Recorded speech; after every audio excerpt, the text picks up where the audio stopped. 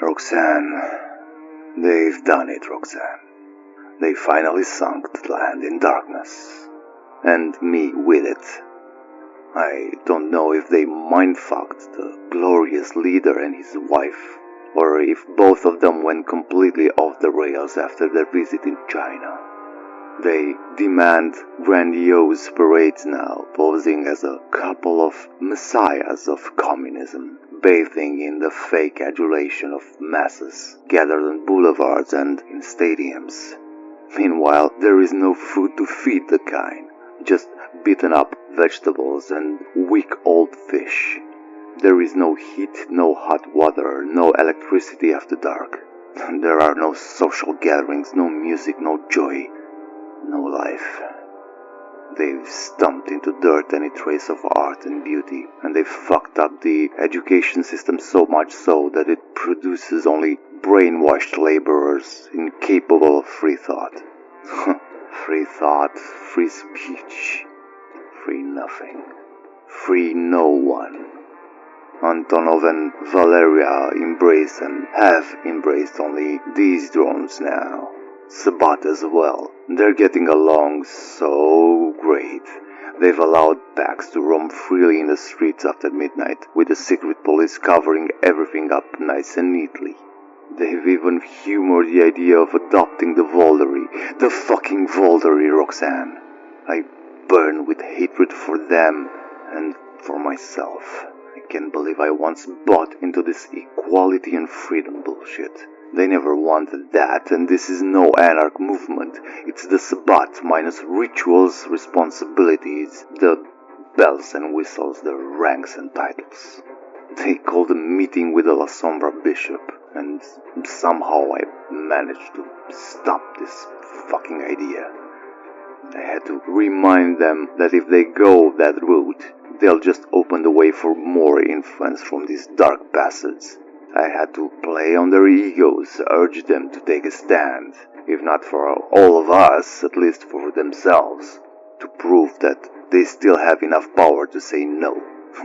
Sabat didn't like that, but they respected it, yet they asked for something else. Me. Antonov jumped at that, barely containing his excitement. Finally, a way to dispose of the threat that I've become, while consoling me with a pout so sad that he had to part with his loyal and trusted advisor. The bishop cut his enjoyment short, explaining that they didn't want me as a sacrifice, they wanted to test me. Too often have I been involved in joint operations where the targets have escaped or the allies have perished. Your advisor's too human, we think, too soft, too gentle, too independent, and that does not match your agenda or ours. We desire to see if he is indeed as ruthless and as devoted as he claims to be, she said. There was no backing out of it for either of us. So I was brought to this factory, outskirts of the city, their territory. And to me they brought, a bus full of children. Best and brightest, they said, laughing. Valeria delivered them herself, giving them a full tour of the building as if they were on a school trip, making sure I knew that they were handpicked for their sharp minds, talents, and vision even. There were 15, 20 maybe. They told me I had to suck them dry or embrace them or be butchered myself. And for the first time in decades, I let it out. I let it play and indulge in its horrifying desires. When the red mist faded, everything in the room was dead. Truly dead. Including some shovelheads who didn't have the common sense to flee.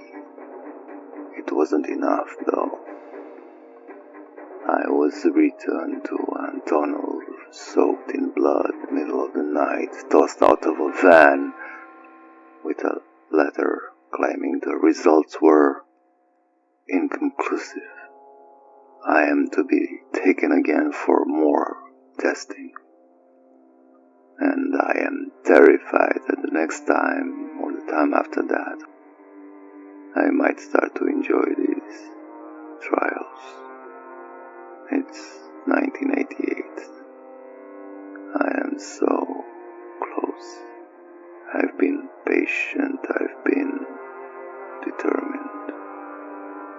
I want to break them. We are so close now. I just need to hang on long enough to light the match and see these anarch bastards go up in flames. King, give me strength.